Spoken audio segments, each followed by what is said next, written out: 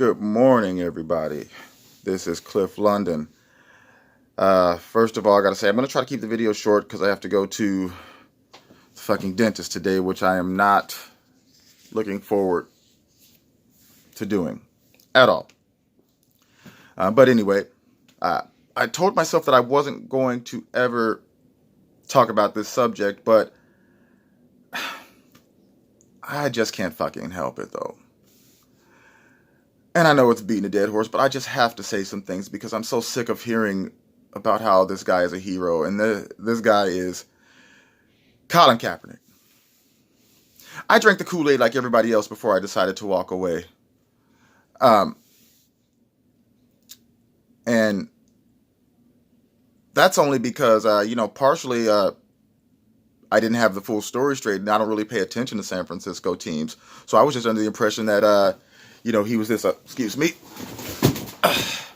that he was just this ultra talented, athlete that all of a sudden was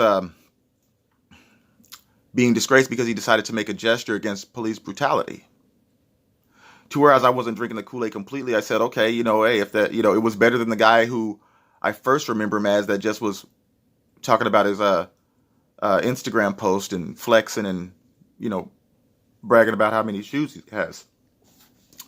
So I was like, hey, it's better than hearing about that. But upon researching, before I decided to make this video because of all the shit that was covered during his tryout or whatever, I decided to look into things more and come to find out that, okay, this dude wasn't talking this shit when he was doing well.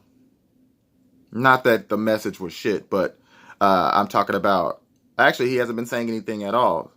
I'll address that a little later in the video. But, I just took it as a good, better than the latter. Okay. But come to find out, dude was 1-11 when he got benched. Okay. He'd been playing shitty. Part of that is because these NFL teams aren't stupid. They watched a video from the season before, got his fucking number, and he wasn't able to do that, shit anymore. That's basically what what the main thing was. And then it exposed his other deficiencies, his inaccuracy. The dude can throw a bullet, but if you can bench 300 pounds and, you're 6'5", anybody can throw, a lot of these guys can throw bullets and can throw the ball hard, but it's about accuracy and touch in a passing league, which he never had none. He never had it. I watched video. He never had it. But anyway, even still, he was offered another contract. Everyone knows this. San Francisco, one of the most liberal cities, offered dude another contract, and he chose not to take it. For whatever reason. He didn't like the offense. Dude, you getting paid millions of dollars to play a game. You are paid to make those adjustments. And any other job in the world, let's say you work blue collar, one of these fucking, business tycoons or whatever, we're doing a merger, things are going to change. You think that people are saying, we don't do that? No. They're going to make the fucking adjustment because they have to put food on the fucking table and keep shit going. Okay? You should have did that. But you didn't. You decided to quit. And so when nobody hired you, that was your time, there probably was a bit of blackballing going on, but not in the way that you think. I think it was because no one wants to hire this shit and bring this shit on. They didn't hire, Tim Tebow didn't get another job either. Because it's sort of the same thing. Sort of. And I don't even agree with the shit that, you shouldn't do that at your job. When that's not a regular job. I agree somewhat, but not completely and totally. But the thing is that with this tryout, which is the meat of my video here, the tryout. Okay, so to put it in facts, just take race out of it. So you have a falling out with your employer. You get fired by said. Actually, no, you have a falling out with your employer because of a merger, so to speak. They offer you a deal. You quit with no other deals on the table. You overestimated yourself. And when no one wants to hire you because you said suck, then you say that you've been blacklisted. So you sue them. You win. And then one day out of the blue, they call you, the same company that you've caused all this shit, and they want you to come in for an interview. You go to the fucking interview and decide that the piece of paper that they want you to sign that has to protect themselves from your ass and all these pro-blacks out here, fake pro-blacks out here, you have a tantrum about the shit. And then you decide to go to a rinky-dink ass high school down the street. And then after not hearing you say a word in your defense or debate your position to anybody with any significance. I mean, you could have been on Candace Owens. You could have been on Larry Elder. A lot of people would have given you a platform. But instead of doing that, after not hearing you speak to the people that have been licking your balls and kissing your ass for 4 years now, all you had to say was, "It's time for the NFL to stop running. We're ready to play. We're ready to go. I play for any team. We're waiting to hear from the owners." Fuck you. That is the most irresponsible, backward shit. Like, really? I felt bad for you. Because one day you're going to look back, yeah, you got the millions and everything like that, but you're going to look back and look in the mirror and be like, what was I really made of? And you're going to regret the shit so much when you get older. When you get older and you start thinking about football, you start talking to your children about football, and all of a sudden that story ain't going to mean so much. Because I believe you made a decision off of youthful exuberance. Because you didn't grow up like that. You didn't grow up like Trey from Boys in the Hood. You didn't. So you must have saw a movie or some shit.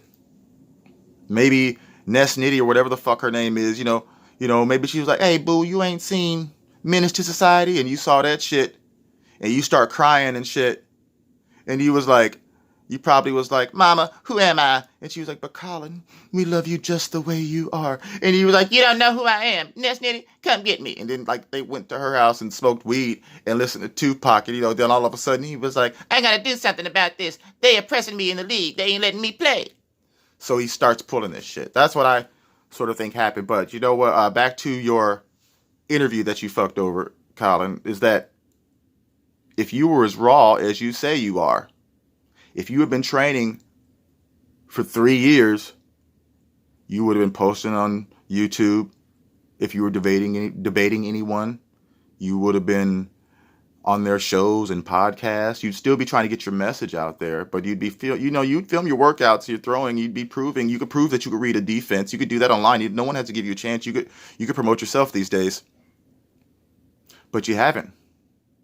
You haven't done that. You haven't said anything in defense of yourself. And the most tragic thing is you haven't played football, and you had the chance. Most people don't get that chance. I don't care what people say about racism. You telling me this dude ain't privileged? If you want to bring up that subject of white privilege, this is some of the biggest fucking privilege you can have. It probably had something to do with Jay-Z, but it also has something to do with the world and the political climate of today. Colin dipshit Kaepernick, man, you fucked yourself. You fucked yourself.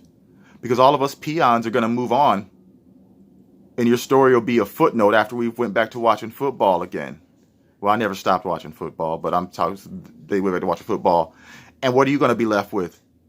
You never said anything. It doesn't even matter if you're not that smart. You could have went with emotion. That's what that's what we're being taught nowadays. Men are supposed to be emotional and weepy and shit. But you're not saying anything. And I think you owe it to these people that blindly follow you. You owe it to them to have an opinion. You owe it to them to be active. You don't owe it to me because I know you're a fuck up.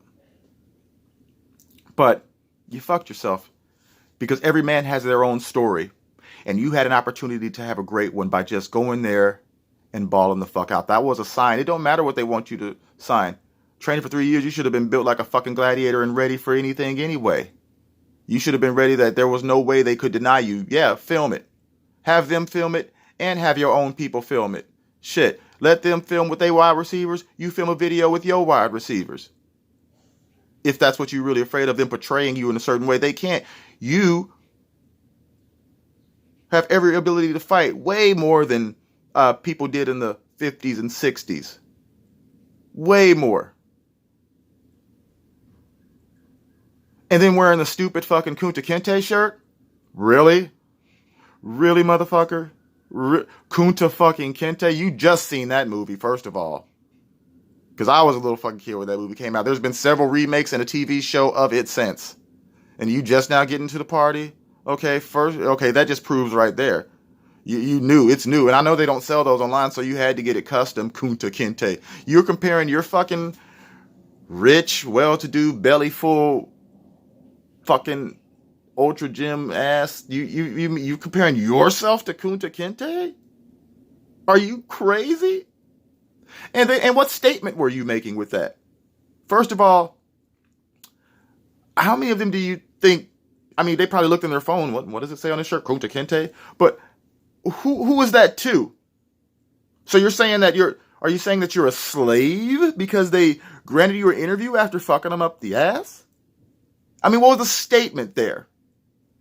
You know, I mean, maybe if you wore a shirt that said, as corny as it would be, something that had to do with football, like it could have been superstar or elite, a shirt that elite or first string, but you're trying to make an empty fucking statement. I don't mind if it has to do with something. Like, even if I don't agree with your beliefs, if there was a context in which you would wear a Kunta Kinte shirt, like if it was a context, I would get it.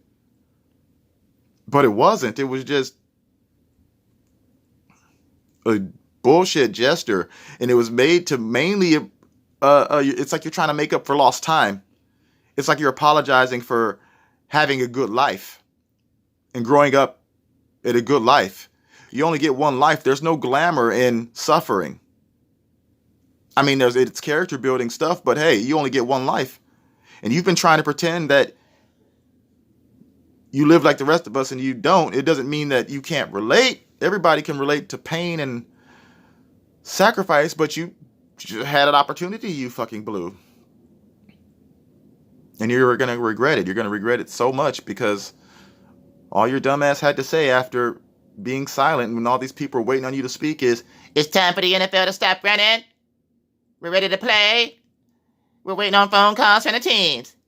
And then you jogged off and shit. It kind of had a feminine jaunt the way he ran off, actually. It was kind of femme, but that's another thing. And that's what you did. After 4 years, that's all you had to say. So I know the pro-blacks are going to be mad, and I don't give a fuck. Sick of this shit anyway. All you guys talking without any game plan.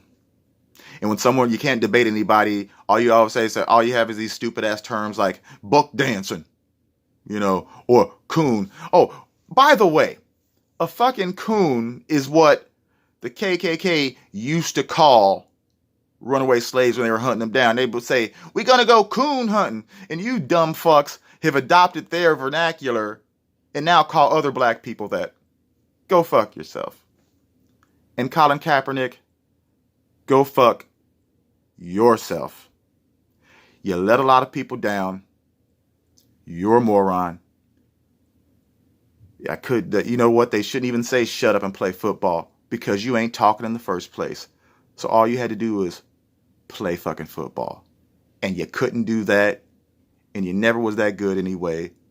So please, just go the fuck away. And thank you for nothing, dickhead. My name is Cliff London. And remember, there is no fate but what we make for ourselves. And if you've liked what you heard the video today or not, please rate, comment, share.